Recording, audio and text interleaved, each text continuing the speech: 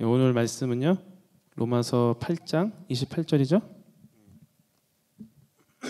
8장 28절의 말씀을 가지고 현실 속에서라는 다소 조금 낯간지러운 제목으로 말씀을 함께 나누도록 하겠습니다. 되게 제목 정하면서도 약간 좀 간지럽더라고요. 현실 속에서 무슨 약간 그랬는데 그래도 내용이 있으니까 여러분 같이 한번 말씀 나누겠습니다. 말씀 나누기 앞서서 제가 먼저 제가 예전에 대학원을 졸업하고 있었던 일을 잠깐 얘기해드리자면은 제가 2011년에 대학원을 졸업했습니다. 2011년에 대학원을 08학번으로 들어갔어요. 그래서 원래는 이제 제대로 공부했으면 더 진작에 졸업하고 했어야 되는데 학부 때 자퇴하고 딴 일 하다가 돌아오고 하는 이런 과정을 겪다 보니까 대학원을 좀 늦게 졸업을 했습니다. 그래서 2011년대 졸업을 해서 사역지를 찾아봤어요. 내가 일하시는 사역지를. 근데 그냥 사역지를 찾은 건 아니고 제가 꿈꾸고 있던 그런 사역지를 찾았어요. 저는 사실 이제 그 학교에서 공부를 하면서도 사역을 했었고 또 그때 이제 그 교회들로부터 받았던 어떤 인상이 있었고 또 공부하면서 형성된 교회는 이래야지 않을까 하는 그런 생각도 있었고 그리고 또 공부하면서 또 이제 좋다고 하는 교회들 건강한 교회들, 도전하는 목사님들을 찾아가서 탐방하고 이렇게 얘기를 나누면서 저 나름대로 꿈꾸던 갈망하던 교회의 모습이 있었어요. 그래서 그런 교회에서 일하고 싶어서 이제 열심히 찾았습니다. 그런데 참 안타깝게도 그런 교회는 흔치 않더라고요. 정말 흔치 않았고 더 안타까운 거는 그 흔치 않은 교회에서 저를 반기질 않더라고요. 예. 그래서 저를 반기지 않았던 이유는 궁금하시면 나중에 조용히 찾아오세요. 말씀드릴게요. 그래서 사실상 거의 한 1년 정도를 그렇게 허비했어요. 시간을 보냈어요. 그때 그 1년의 시간을 내가 뭐하고 지냈나 이렇게 돌이켜 보니까 사실상 자의적인 가택연금이었죠. 그죠? 일해서 써서 갖다 내고 또 사람들 동역하는 분들, 목사님들, 친구들 만나는 시간 그리고 또 그런 교회 쫓아가서 목사님들과 면담도 하고 상담도 하고 그 당시에 제가 그때 성공회도 생각이 있었어요. 그래서 성공회로 그래서 신부님도 얘기도 나눠보고 하는 그런 시간을 가졌었는데 어쨌든 그런 시간들 빼고는 대부분 다 이제 집에 있었던 거예요. 집에. 또 그 당시 또 조카들이 우리 집에 거의 살았기 때문에 거의 그냥 거의 아노미 상태라고 해야 되나? 하여튼 그런 상태였는데 그러니까 집에서 있었어요. 집에 있으면서 하는 거라고는 책 읽고 책 읽다가 100% 자죠. 자고 또 뭘 하든 항상 집에 있었어요. 그러니까 처음에는 한 반년 정도는 좋았어요. 되게 편하고 여유롭고 그죠? 아침에 늦게 일어나서 그냥 대충 눈곱 띄고 책 봐도 되고 배고프면 내가 알아 챙겨 먹어도 되고 근데 이게 한 반년 정도 지나고 어느 날 이제 제 친구들을 만나고 돌아오는데 문득 제가 그런 생각이 들더라고요. 나는 지금 뭐 하고 있는 걸까? 나는 지금 뭘 하려는 걸까? 하는 그런 생각이 저를 이렇게 들어오더라고요. 그 당시에 제 친구들 같이 98학번 같이 신학 시작했던 친구들은 대부분 다 목사였어요. 목사 안수 받고 자기 교회에서 어느 정도 위치가 있었고 또 그냥 친구들은 대부분 또 자기 매장을 갖고 있든지 아니면 사업을 하든지 아니면 자기 직장에서 어느 정도 지위를 갖고 있었단 말이죠. 그러니까 그런 친구들 만나고 돌아오면서 사실상 제가 그 친구들의 삶의 수준과 나를 비교해서 괴롭지 않았다고 하면 그건 거짓말이겠죠. 그죠? 분명히 괴로웠어요. 저도. 난 이게 뭘까? 그런 생각을 했는데 사실상 그거보다 나를 더 괴롭혔던 건 뭐냐면은 나 스스로를 부끄러워했다는 거예요. 나는 지금 뭐 하는 거지? 나 지금 뭘 하는 걸까? 내가 이 사역을 통해서 내가 이 사역을 하면서 나는 그래도 하나님의 사역자다. 내가 정말 사람답게 살고 있구나라는 어떤 걸 내가 갖고 싶었는데 전혀 그걸 갖지 못하고 있던 거죠. 그래서 나중에 이게 무슨 감정일까 찾아보니까 이걸 우리가 이제 자괴감이라고 하더라고요. 자괴감. 자괴감의 그 사전적인 그 정의가 스스로 부끄러워하는 마음이래요. 사실상 누가 저를 공격한 건 아니에요. 친구들이 너 그렇게 살면 안 돼. 한 친구 없었어요. 그래 좀 기다려보자. 할 수 있을 거야. 이런 독려를 해줬지 저를 공격하는 사람은 없었어요. 오히려 내가 나 자신을 부끄러워했다는 거죠. 누가 차라리 나를 공격하면은 너 뭐야 너나 잘하지 하면서 나를 이렇게 보호하겠는데 내가 나를 부끄러워하니까 답도 없고 되게 힘들기만 한 그런 세월을 좀 보냈습니다. 그때 1년 정도를. 근데 사실상 저의 이런 감정이 저만의 것은 아니겠죠. 오늘 사실 우리나라에 있는 젊은 청년들이 되게 많은 이런 자괴감을 시달리고 있어요. 그죠? 어른들은 말하죠. 야 그런 건 갖고 있지 말고 버려. 진취적으로 살아야지. 막 꿈을 가져. 막 말장난도 아니고 그죠? 현실은 전혀 우리가 그렇게 살 수 있도록 도와주질 못하고 있다는 거예요. 뭐 나라, 뭐 정치, 경제, 사회적으로 우리가 한 사람으로서 나를 부끄러워하지 않고 살 수 있도록 도와주는 배경이 없다 이겁니다. 물론 이제 뭐 흔히들 말하는 금수저, 뭐 다이아 수저들은 제외하겠지만 대다수의 사람들은 이런 걸 다 같이 겪고 있다는 거예요. 고통을. 그러면 우리가 만약에 그냥 세상 사람이라면은 혼자 어떻게 극기해보고 그냥 흘러가겠는데 우리는 예수님 믿는 사람이잖아요. 한번 생각해 봐야 되는 거예요. 도대체 이 일이라는 게 뭐길래 내가 이를 통해서 내가 나를 증명하려고 하는 것일까? 나를 보여주려고 하는 것일까?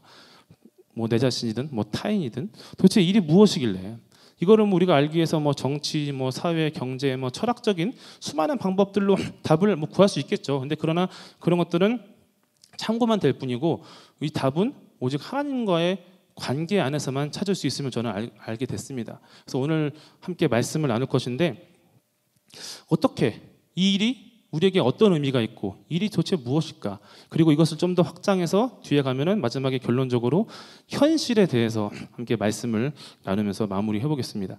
먼저 우리가 일에 대해서 우리가 고찰을 해보려면은 일이 뭘까?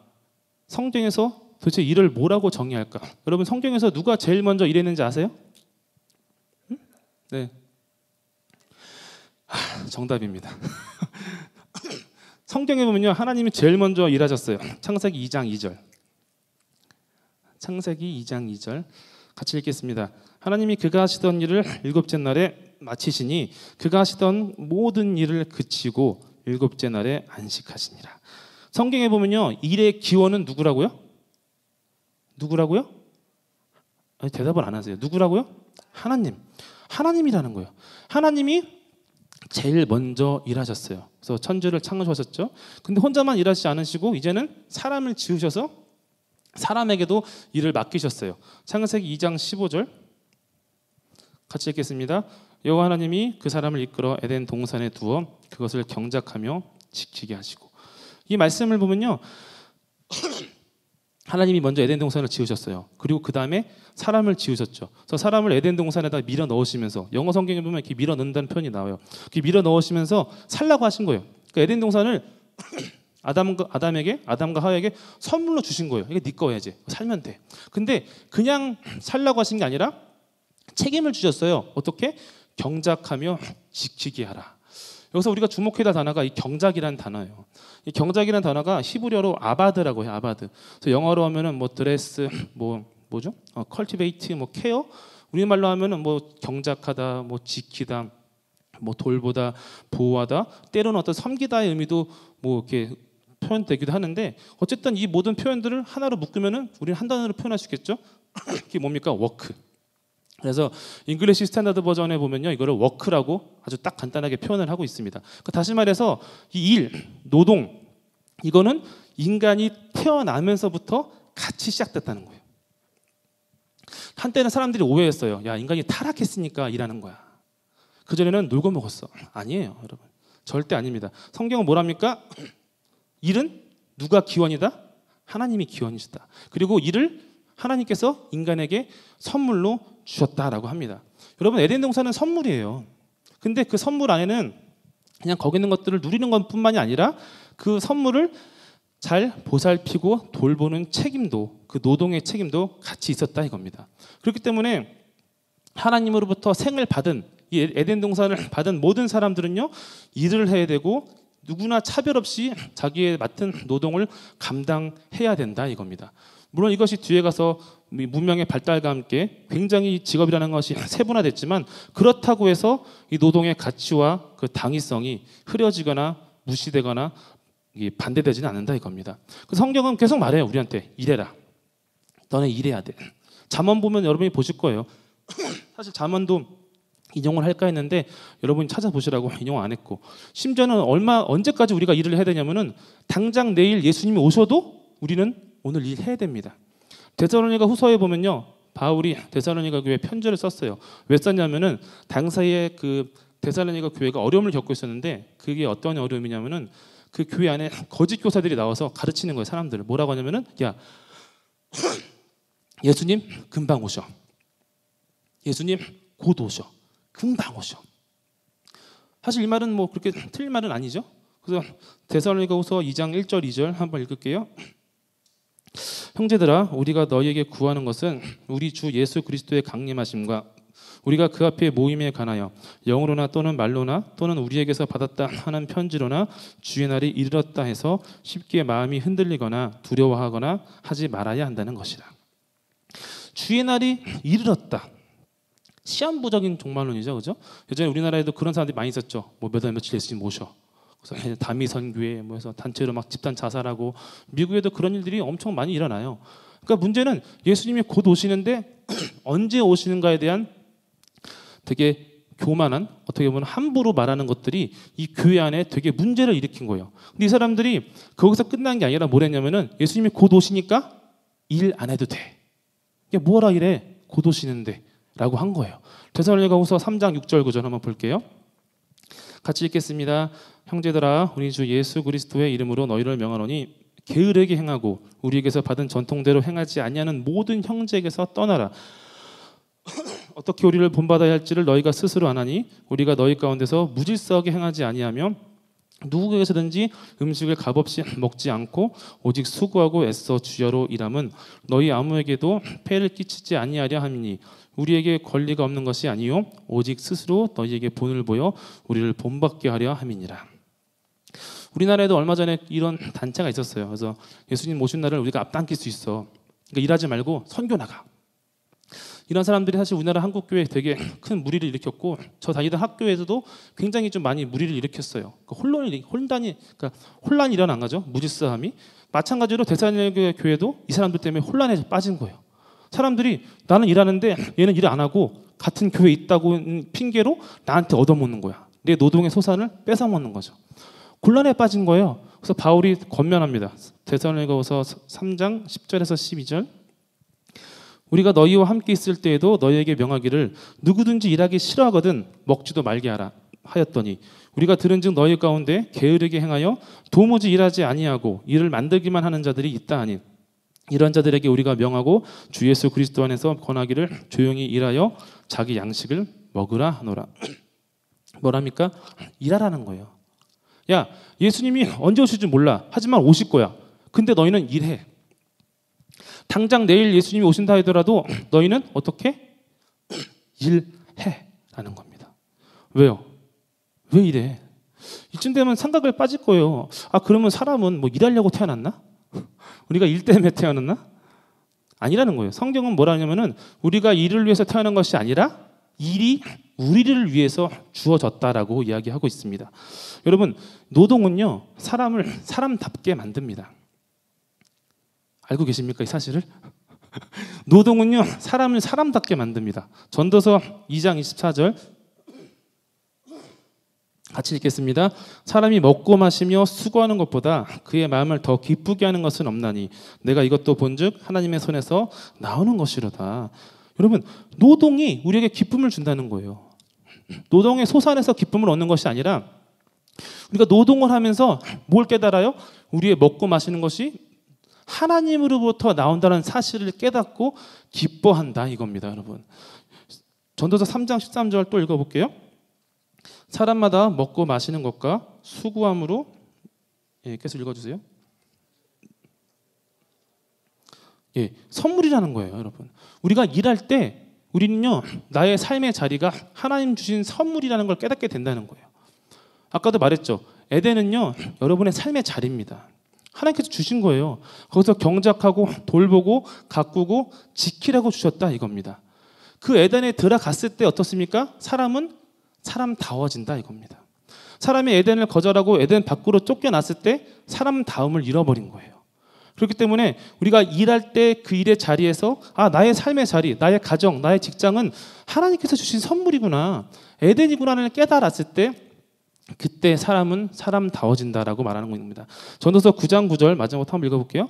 네 헛된 평생의 모든 날 곧 하나님이 해 아래에서 내게 주신 모든 헛된 날에 네가 사랑하는 아내와 함께 즐겁게 살지어다. 그것이 네가 평생의 해 아래에서 수고하고 얻은 네 몫이라. 여기서 네가 사랑하는 아내와 함께라고 합니다. 이거는요 단순히 부부 관계를 말하는 게 아니라 하나님 안에 온전해진 인간을 말하는 거예요. 남녀가 어떻게 됐죠? 다 장성하면은 부모를 떠나서 연합하여 한 몸을 이룰지니라. 여러분 에덴 동산 안에 있어요. 우리가 하나님 앞에서 사람답게 살 수 있다라고 성경이 말을 하고 있습니다. 그럼 여기서 질문 하나 해볼게요. 요즘에 우리나라도 이제 주 5일제 근무를 하고 있죠. 주 5일제 하고 있는데 물론 이제 뭐 적용 안 되는 데도 많아요. 그래서 그런 데는 일단 논외로 하고, 여러분 보시기에는 주 6일제가 맞다고 생각하십니까? 아니면 주 5일제가 맞다고 생각하십니까? 5일제. 저도 5일제 사랑합니다. 예, 주 6일제 손 들어보세요. 6일제가 맞다. 뭐야? 주 5일제. 예, 그렇습니다, 여러분. 이게 노동자들의 한입니다.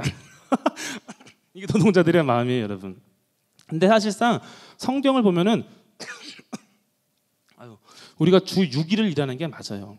근데 여기서 우리가 그냥 넘어가면 안 되고 이 일의 정의에 대해서 다시 한번 봐야 되는 거예요. 아까 창세기에서 얘기했죠. 일의 히브리어가 뭐라고요? 아바드. 아바드의 정의가 뭐라고요? 경작하다, 또 가꾸다, 돌보다, 섬기다라는 거예요.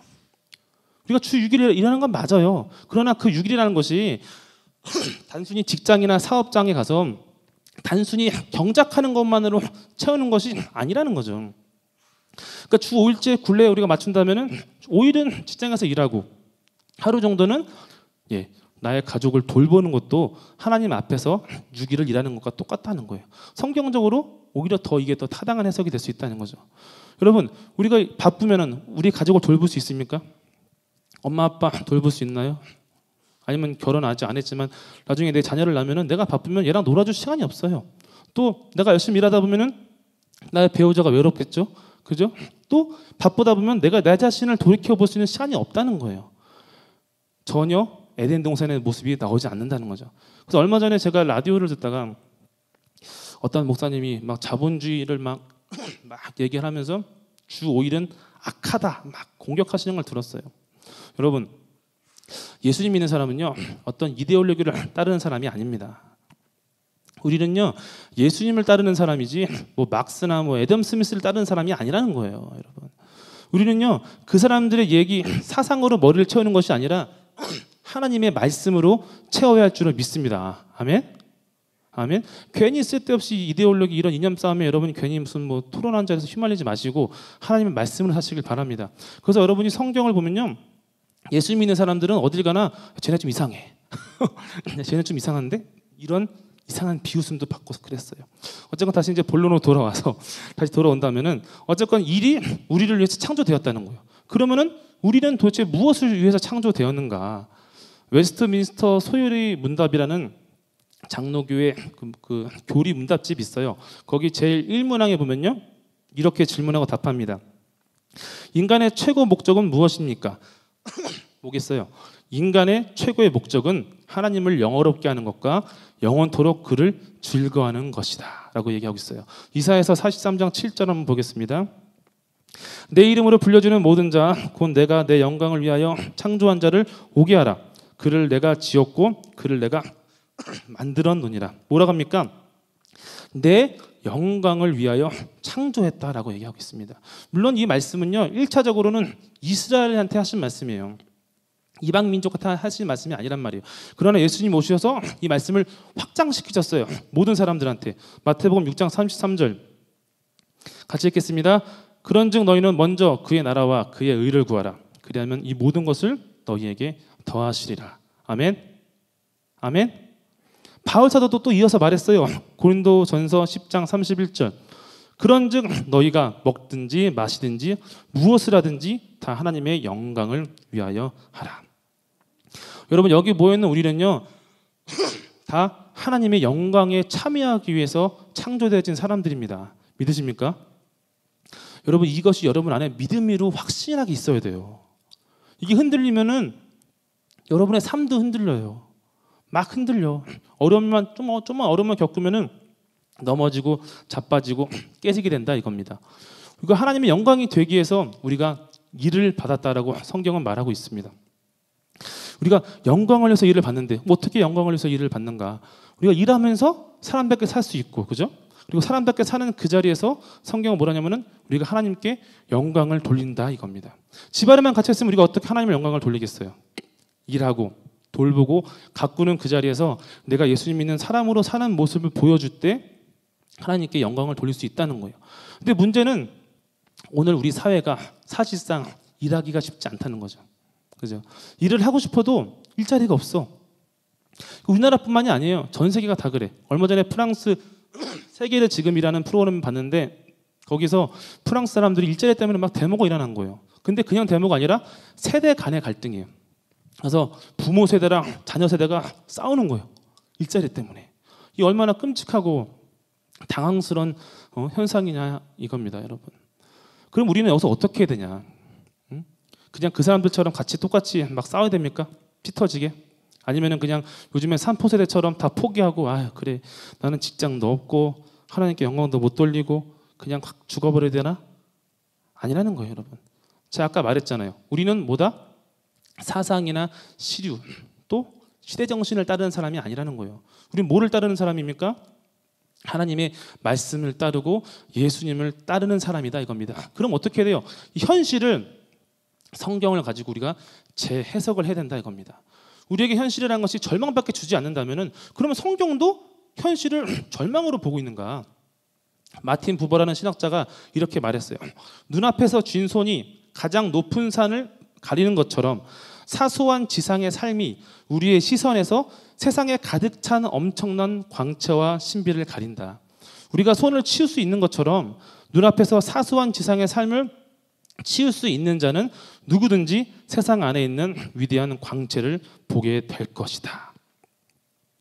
여러분, 성경은 말해요. 우리가 알고 있는 것들이 우리가 인식하고 느끼는 것이 전부가 아니라는 거예요. 그게 진짜 현실이 아니라는 거예요. 그럼 진정한 현실은 뭡니까? 바로 하나님이 진정한 현실이다 이겁니다. 여러분 기억하세요? 출애굽기 이야기. 히브리 집단이 모세에 이끌려서 광야로 들어왔어요. 그러니까 그들을 기다리고 있는 게 뭐였나요? 배고픔, 그죠? 목마름, 마실 물이 없어요. 먹을 양식이 없어요. 그러니까 그 사람들이 모세한테 하나님한테 막 항의하는 거예요. 뭐라고 했어요? 왜 우리를 여기까지 끌고 나와서 굶어 죽게 하는 거야? 목말라 죽겠네. 차라리 애굽에서 노예로 살면서 배부른 게 낫다라고 얘기합니다. 여러분, 우리가 자괴감이 왜 듭니까?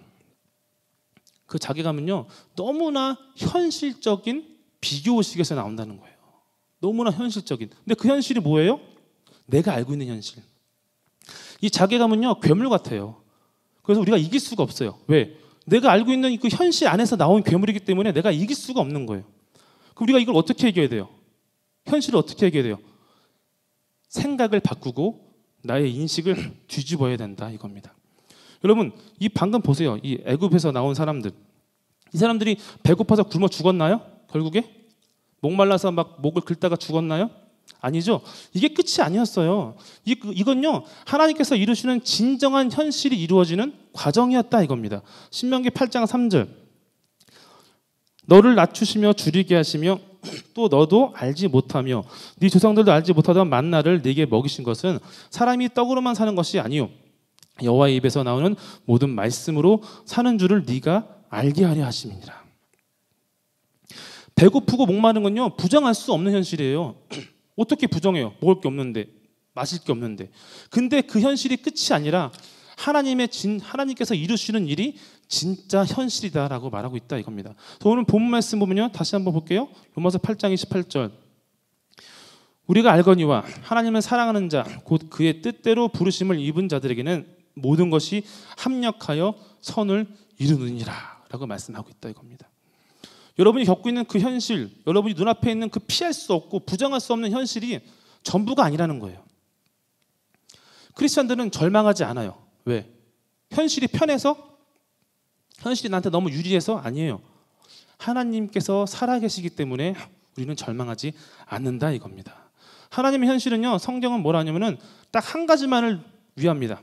우리의 현실은 내가 잘 먹고 잘 살고 내가 편한 것을 추구하지만 하나님께서 이루시는 그 현실은 단 하나만을 추구합니다. 로마서 8장 29절 30절. 하나님이 미리 아신 자들을 또한 그 아들의 형상을 본받게 하기 위하여 미리 정하셨으니 이는 그로 많은 형제 중에서 맏아들이 되게 하려 하심이니라. 또 미리 정하신 그들을 또한 부르시고 부르신 그들을 또한 의롭다 하시고 의롭다 하신 그들을 또한 영화롭게 하셨느니라. 믿으십니까 이 말씀을?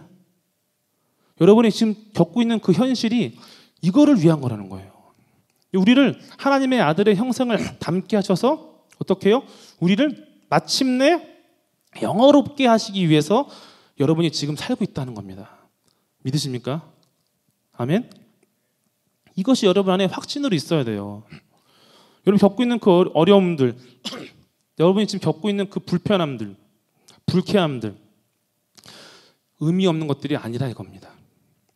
배고픈 것도 의미 없는 게 아니에요. 다 의미 있는 것이고, 내가 목마른 것도 하나님 앞에서 다 의미 있다 이겁니다. 심지어 바울은요, 현실에 대해서 이렇게 말했어요. 로마서 4장 4절 5절. 일하는 자에게는 그 삭시 은혜로 여겨지지 아니하고 보수로 여겨지거니와 이를 아니할지라도 경건하지 아니한 자를 의롭다 하시는 이를 믿는 자에게는 그의 믿음을 의로 여기시나니. 물론 이 말씀은 구원에 관해서 말씀하시는 거예요. 너희가 노력해서 구원받는 게 아니라 구원은 주어지는 것이라는 건데, 어쨌건 중요한 건 뭐냐면은 우리가 너무나 무거운 그 현실이 하나님 앞에서는 뭡니까? 아무것도 아니라는 거예요. 사람들 생각해요. 내가 열심히 이렇게 막 종교 생활하고 착한 일 해야 천국 갈 수 있지 않을까? 아니라는 거예요. 내가 막 성공해서 하나님께 더 많은 것들을 드려야지 내가 하나님 앞에서 더 천국에 더 쉽게 갈 수 있지 않을까? 아니라는 거예요. 아니라는 거예요. 우리 현실은 하나님 현실 앞에서 아무것도 아니다라고 이야기하고 있다 이겁니다, 여러분. 여러분이 살고 있는 그 자리가 현실 맞습니다. 여러분이 지금 곤란을 겪고 있는 그 자리도 현실이 맞습니다. 부정할 수 없어요. 그러나 우리가 여기서 하나한테 명심할 게 뭐냐면은 그게 끝이 아니다. 하나님의 진정한 현실이 우리를 기다리고 있다 이겁니다. 우리는 현실을 부여받아요. 그죠? 내가 원하면서 여기서 여러분이 나는 내가 원하는 대로 살고 있어 라는 사람이 있습니까? 우리 흔히 말하잖아요. 야, 우리는 뜻대로 되지 않아. 인생은 뜻대로 되는 게 아니야. 그 뭐냐면은 현실이라는 거는 사람한테는 주어지는 거라는 거예요. 여러분이 여러분의 부모님한테서 태어나고 싶어 태어난 사람 있습니까? 아니라는 거예요. 던져진 거예요. 이 세상 가운데 부모님을 통해서 여러분의 부모님의 품속으로 현실은 주어지는 것이에요. 그러나 성경은 말하기를 하나님께 현실은 무엇입니까? 창조되어지는 것이다 라고 이야기하고 있다 이겁니다. 태초에 하나님은 천지를 창조하셨어요. 그리고 오늘은 어떤 창조하십니까? 우리를 아들의 형상으로 다시 창조하고 계십니다, 여러분. 아멘? 아멘? 여러분 믿으시길 바랍니다. 여러분이 지금 아무리 겪고 있는 현실이 너무나 고통스러울지라도 하나님의 진짜 현실이 마침내 이루어질 그 하나님의 뜻이 여러분의 인생을 감싸고 덮고 있음을 믿으시길 바랍니다. 우리는 그 안에서 인도함 받고 살고 있습니다. 이것이 바로 그리스도인이 절망하지 않고 현실 속에서 희망을 가지고 살 수 있는 유일한 단 하나의 비결이다 이겁니다. 아멘. 여러분 하나님은요 그 뜻을 반드시 이루십니다. 아멘. 아멘. 하나님의 뜻은 반드시 이루어집니다. 이 믿음을 가지고 돌아오는 한 주도 희망 안에서 기쁨 안에서 좀 더 도전적으로 사시길 바랍니다. 하나님께서 인도하시고 함께 하시고 도와주실 줄을 믿습니다. 기도하겠습니다.